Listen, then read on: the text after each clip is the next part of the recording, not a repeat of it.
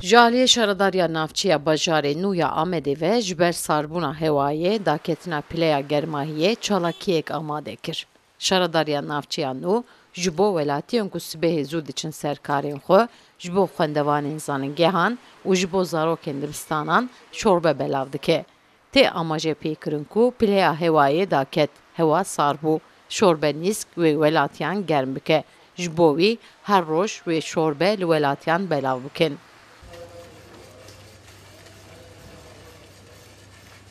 Karkerên şaradariyê li aşxaneyan her roj ji nîskên sor şorbe dikelînin. Dûvre di beroşan de li ser seyyareyan de li her taxê li welatiyan şorbe nîsk bê pere belav dikin. Welatiyên ku di şefaqê de şorbeya germ di tasîqa da vedixwin, razîbûna xwe wîsatînin ziman. Pir teşekkür dikim. Ev serî pir baş dibe ya. Şorbekî ana bûye 20-25 milyon. Ev xidmetkî baş e. Xwedê ji we razî be. Teşekkür dikim. Pir spas.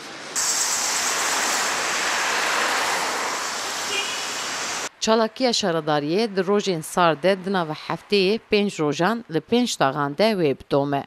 Sevda Kaplan, Kurdistan TV, Amed.